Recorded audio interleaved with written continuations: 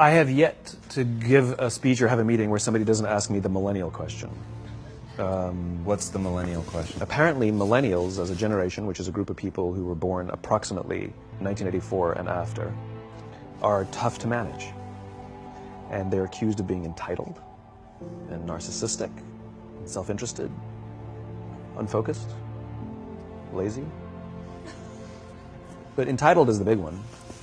And because they confound leadership so much, what's happening is leaders are asking the millennials, what do you want? And millennials are saying, we want to work in a place with purpose, love that.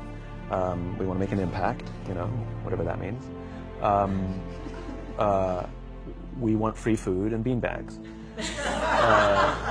And so somebody articulates some sort of purpose, there's lots of free food and there's beanbags, and yet for some reason, they're still not happy. And that's because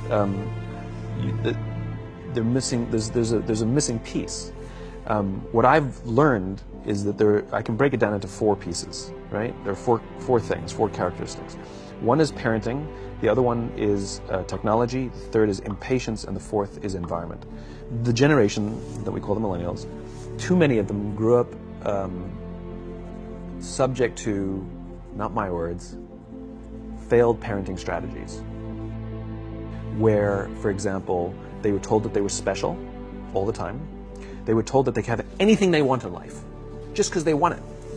Some of them got into honors classes, not because they deserved it, but because their parents complained. And some of them got A's, not because they earned them, but because the teachers didn't want to deal with the parents. Some kids got participation medals. You got a medal for coming in last, right? Which the science we know is pretty clear, which is it devalues the medal and the reward for those who actually work hard, and it actually makes the person who comes in last feel embarrassed because they know they didn't deserve it, so it actually makes them feel worse, right?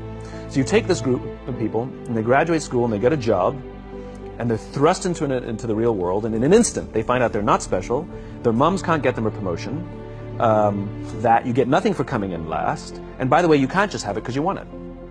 And in an instant, their entire self-image is shattered. And so you have an entire generation that's growing up with lower self-esteem than previous generations. The other problem, to compound it, is we're growing up in a Facebook, Instagram world. In other words, we're good at putting filters on things. We're good at showing people that life is amazing even though I'm depressed. And so everybody sounds tough, and everybody sounds like they got it all figured out. And the reality is there's very little toughness, and most people don't have it figured out. And so when the more senior people say, well, what should we do? They sound like, this is what you got to do. And they have no clue. Right? So you have an entire generation growing up with lower self-esteem than previous generations, right? Through no fault of their own. Through no fault of their own, right? They were dealt a bad hand. Now, let's add in technology. We know that engagement with social media and our cell phones releases a chemical called dopamine. That's why when you get a text, it feels good, right? So, you know, we've all had it where you're feeling a little bit down or feeling a bit lonely, and so you send out 10 texts to 10 friends, you know, hi, hi, hi, hi, hi, because it feels good when you get a response. It's why we count the likes, it's why we go back 10 times to see if my Instagram is growing slower, did I do something wrong? Do they not like me anymore, right? The trauma for young kids to be unfriended, right? Because we know when you get it, you get a hit of dopamine, which feels good. It's why we like it, it's why we keep going back to it. Dopamine is the exact same chemical that makes us feel good when we smoke, when we drink, and when we gamble. In other words, it's highly, highly addictive, right? We have age restrictions on smoking, gambling, and alcohol, and we have no age restrictions on social media and cell phones, which is the equivalent of opening up the liquor cabinet and saying to our teenagers, hey, by the way, this adolescence thing, if it gets you down... But that's basically what's happening. That's basically what's happening, right? That's basically what happened. You have an entire generation that has access to an addictive, numbing chemical called dopamine through social media and cell phones as they're going through the high stress of adolescence. Why is this important? Almost every alcoholic discovered alcohol when they were teenagers. When we're very, very young, the only approval we need is the approval of our parents. And as we go through adolescence, we make this transition where we now need the approval of our peers. Very frustrating for our parents, very important for us. It allows us to acculturate outside of our immediate families into the broader tribe, right? It's a highly, highly stressful and anxious period of our lives, and we're supposed to learn to rely on our friends. Some people, quite by accident, discover alcohol and numbing effects of dopamine to help them cope with the stresses and anxieties of adolescence. Unfortunately, that becomes hardwired in their brains, and for the rest of their lives, when they suffer significant stress, they will not turn to a person, they will turn to the bottle. Social stress, financial stress, career stress, that's pretty much the primary reasons why an alcoholic drinks, right? What's happening is, because we're allowing unfettered access to these dopamine-producing devices and media, basically it's becoming hardwired, and what we're seeing is, as they grow older, too many kids don't know how to form deep, meaningful relationships. Their words, not mine. They will admit that many of their friendships are superficial. They will admit that their friends, that they don't count on their friends, they don't rely on their friends, they have fun with their friends, but they also know that their friends will cancel on them if something better comes along. Deep, meaningful relationships are not there because they never practice the skill set, and worse, they don't have the coping mechanisms to deal with stress. So when significant stress starts to show up in their lives, they're not turning to a person, they're turning to a device, they're turning to social media, they're turning to these things which offer temporary relief. We know, the science is clear, we know that people who spend more time on Facebook suffer higher rates of depression than people who spend less time on Facebook. These things balance. Alcohol is not bad, too much alcohol is bad. Gambling is fun, too much gambling is dangerous. There's nothing wrong with social media and cell phones. It's the imbalance. If you're sitting at dinner with your friends and you're texting somebody who's not there, that's a problem. That's an addiction. If you're sitting in a meeting with people you're supposed to be listening to and speaking, and you put your phone on the table, face up or face down, I don't care, that sends a subconscious message to the room that you're just not that important to me right now, right?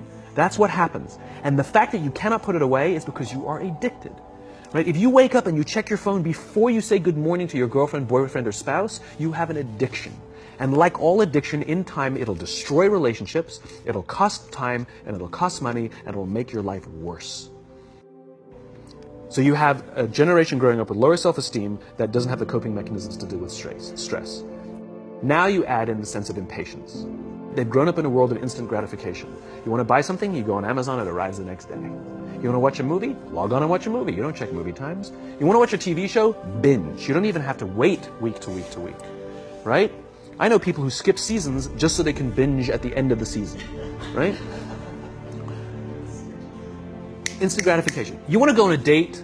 You don't even have to learn how to be like, hey. You don't even have to learn and practice that skill. You don't have to be the uncomfortable one who says yes when you mean no, and says no when you mean no, and yes when you... You don't have to swipe right. Bang, I'm a stud. Right? You don't have to learn the social and coping mechanisms. Everything you want, you can have instantaneously. Everything you want, instant gratification. Except job satisfaction and strength of relationships, there ain't no app for that. They are slow, meandering, uncomfortable, messy processes. And so I keep meeting these wonderful, fantastic, idealistic, hardworking, smart kids. They've just graduated school. They're in their entry-level job. I sit down with them and I go, how's it going? They go, I think I'm going to quit. I'm like, why? They're like, I'm not making an impact. I'm like, you've been here 8 months. You know? It's as if they're standing at the foot of a mountain and they have this abstract concept called impact that they want to have in the world, which is the summit. What they don't see is the mountain. I don't care if you go up the mountain quickly or slowly, but there's still a mountain. And so what this young generation needs to learn is patience. That some things that really, really matter, like love, or job fulfillment, joy, love of life, self-confidence, a skill set, any of these things, all of these things take time. Sometimes you can expedite pieces of it, but the overall journey is arduous and long and difficult. And if you don't ask for help and learn that skill set, you will fall off the mountain. Or you will, the worst case scenario, and we're already seeing it, the worst case scenario is we're seeing an increase in suicide rates. We're seeing an increase in this generation. We're seeing an increase in accidental deaths due to drug overdoses. We're seeing more and more kids drop out of school or take leaves of absence due to depression. Unheard of. These are all, this is really bad. The best case scenario, those are all bad cases, right? The best case scenario is you'll have an entire population growing up and going through life and just never really finding joy. They'll never really find deep, deep fulfillment in work or in life. They'll just waft through life, and it'll be just, it's fine. How's your job? It's fine. It's the same as yesterday. How's your relationship? It's fine. Like that's the best case scenario. Which leads me to the fourth point, which is environment. Which is we're taking this amazing group of young, fantastic kids who were just dealt a bad hand. It's no fault of their own. And we put them in corporate environments that care more about the numbers than they do about the kids. They care more about the short-term gains than the long-term life of this young human being. We care more about the year than the lifetime, right? And so we are putting them in corporate environments that aren't helping them build their confidence, that aren't helping them learn the skills of cooperation, that aren't helping them overcome the challenges of a digital world and finding more balance, that isn't helping them overcome the need to have instant gratification and teach them the joys and impact and the fulfillment you get from working hard on something for a long time that cannot be done in a month or even in a year. And so we're thrusting to them in corporate environments, and the worst part about it is they think it's them. They blame themselves. They think it's them who can't deal. And so it makes it all worse. It's not. I'm here to tell them it's not them. It's the corporations, it's the corporate environments, it's the total lack of good leadership in our world today that is making them feel the way they do. They were dealt a bad hand, and I hate to say it, but it's the company's responsibility. It sucks to be you, like we have no choice, right?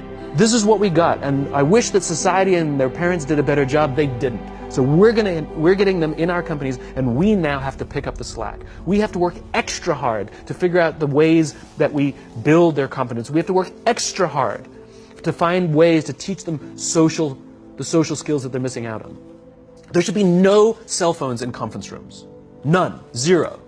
And I don't mean the kind of like sitting outside waiting to text. I mean like when you're sitting and waiting for a meeting to start, this is what we all do. We all sit here and wait for the meeting to start. Meeting starting? Okay. And we start the meeting. No, that's not how relationships are formed. Remember we talked about it's the little things? Relationships are formed this way. We're waiting for a meeting to start and we go, how's your dad? I heard he was in the hospital. Oh, he's really good. Thanks for asking. He's actually